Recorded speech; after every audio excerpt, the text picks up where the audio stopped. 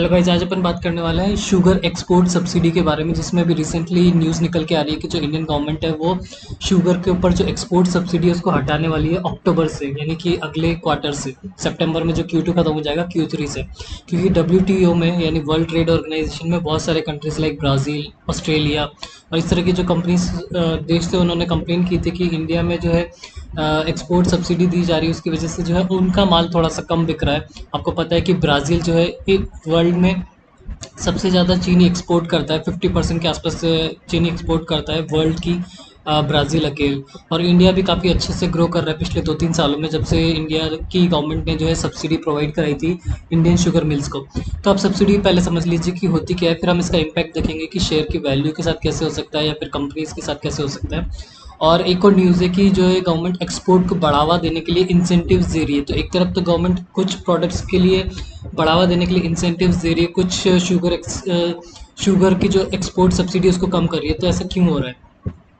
तो सबसे पहले तो शुगर की जो एक्सपोर्ट सब्सिडी है उसको समझ लेते हैं कि हमारे देश में क्या है कि जितने भी शुगर मिल्स हैं वहाँ पे जो है इनका शुगर का प्रोडक्शन काफ़ी ज़्यादा है, जो कि डोमेस्टिक डिमांड से ज़्यादा है, यानी हमारे देश में जितनी खपत होती है उससे ज़्यादा जो है ये लोग प्रोड्यूस कर रहे हैं। उसकी वजह से क्या है कि इंडिया की जो मार्केट है वहाँ पे शुगर की डिमांड उतनी ज़्यादा नहीं है, क्योंकि सप्लाई ज़्यादा है तो डिमांड पूरी कर पा रहे हैं। तो उस वजह से प्राइसेस बढ़ नहीं रही है इंटरनल मार्केट में, यानी डोमेस्टिक मार्केट के अंदर। तो गवर्नमेंट ने बोला कि इसको बाहर बेचो। तो बाहर बेचने के लिए मिल्स को क्या है कि खर्चा लगेगा, लाइक ट्रांसपोर्टेशन, कि पहले तो यहाँ से अपनी मिल से जो है वो पोर्ट तक लेके जाएंगे, जो लाइक अडानी का पोर्ट हो गया या फिर मुंबई का पोर्ट हो गया, या किस पोर्ट्स तक लेके जाएंगे। फिर पोर्ट से जो है वहाँ पे बाहर के देशों में जहाँ पे जिसने खरीदी है उसको बेचेंगे, तो वहाँ तक का ट्रांसपोर्टेशन देना पड़ेगा। तो इन सब खर्चों से बचने के लिए जो है सरकार एक्सपोर्टर को, जो जो हमारे एक्सपोर्ट करने वाली मिल्स है उनको कुछ सब्सिडी देती है।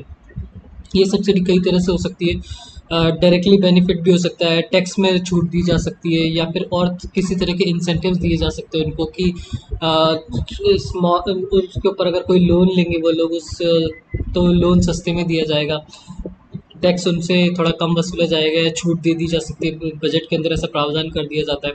तो इस तरह से जो है ये एक्सपोर्ट की सब्सिडी होती है। इससे क्या होता है, जो बंदा एक्सपोर्ट कर रहा है उसको एक्सपोर्ट करने में कम खर्चा आता है। कम खर्चा आता है तो जो खरीद रहा है वहाँ पे उसको भी थोड़ा सस्ते में मिलेगा।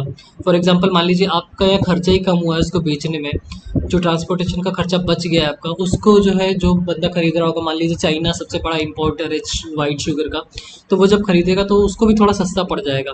तो अब क्या होगा, जैसे इंडिया की गवर्नमेंट ने सब्सिडी दी है और बाकी गवर्नमेंट सब्सिडी नहीं दे रही है, तो इंडिया का माल सस्ता हो जाएगा और उस वजह से जो है चाइना उसको आराम से खरीद पाएगा, या कोई भी कंट्री आराम से खरीद पाएगा। तो कहने का मतलब ये इम्पोर्टर जो है उस सामान को भी सस्ते में खरीद पाएगा, क्योंकि एक्सपोर्ट में छूट मिली है तो एक्सपोर्टर ने भी उसके दाम घटा दिए हैं। तो ये कहानी है। इस वजह से जो है ऑस्ट्रेलिया, ब्राज़ील और कई सारे कंट्रीज़ जो है WTO में कंप्लेन कर रहे थे कि जो है इंडिया एक्सपोर्ट क्यों कम कर एक्सपोर्ट की जो वो सब्सिडी है उसको क्यों प्रोवाइड करा रहा है, जबकि मार्केट में डिमांड काफ़ी अच्छी है, जो वहाँ के एक्सपोर्टर्स है वो आराम से जो है मार्केट रीच कर पा रहे हैं।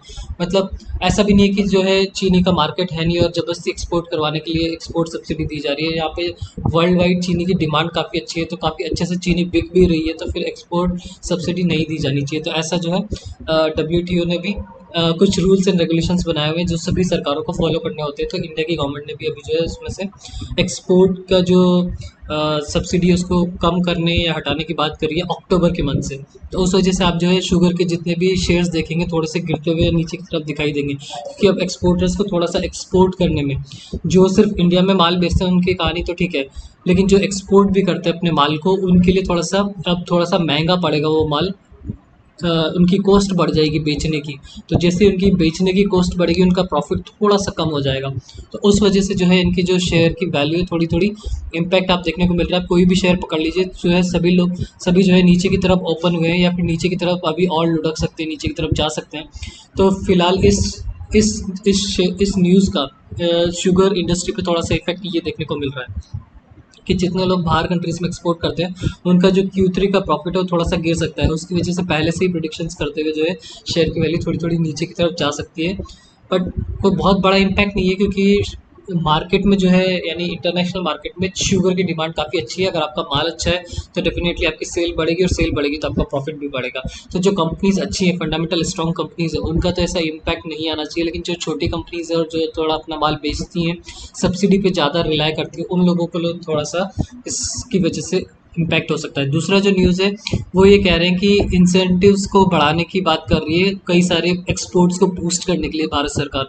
और वहीं जो है शुगर एक्सपोर्ट्स की जो वो है, शुगर एक्सपोर्ट में जो सब्सिडीज़ को कम करने की बात चल रही है। तो अब ये दूसरी बात क्या है कि जैसे मान लीजिए कोई दूसरी कमोडिटीज़ हो गई, राइस हो गया या कोई और तरह की कमोडिटी है जिनको जो है एक्सपोर्ट करने में भारत सरकार मदद करना चाहती है कई सारी चीज़ों में, तो उन पे जो है उन पे इंसेंटिव्स दे रही है एक्सपोर्टर्स को कि आप एक्सपोर्ट कीजिए माल को, और हम जो है आपको थोड़ा सा इंसेंटिव देंगे इन टर्म्स ऑफ, मान लीजिए कोई जो लोन लेना पड़ रहा है उनको इस वजह से, तो उसमें जो है रेट और इंटरेस्ट कम दे सकते हैं, या फिर डायरेक्ट बेनिफिट दे सकते हैं कि इतने टन पे अगर आप इतने टन पे इतने की छूट दे दी जाएगी आपको, इस तरह का। तो इस तरह की जो न्यूज़ निकल के आ रही है उस वजह से जो है राइस वाली इंडस्ट्री है वो, और जो दूसरी एक्सपोर्ट करने वाली इंडस्ट्रीज है उनको थोड़ा सा बेनिफिट होता हुआ दिखाई दे रहा है। यूके ने भी बीच में एक न्यूज़ बताया था कि वो लोग जो है राइस का इंपोर्ट करना चाहते हैं इंडिया से, तो उस वजह से जो है दावत वाली जो राइस का शेयर है उसमें थोड़ा सा मोमेंटम देखने को मिल सकता है आने वाले टाइम में।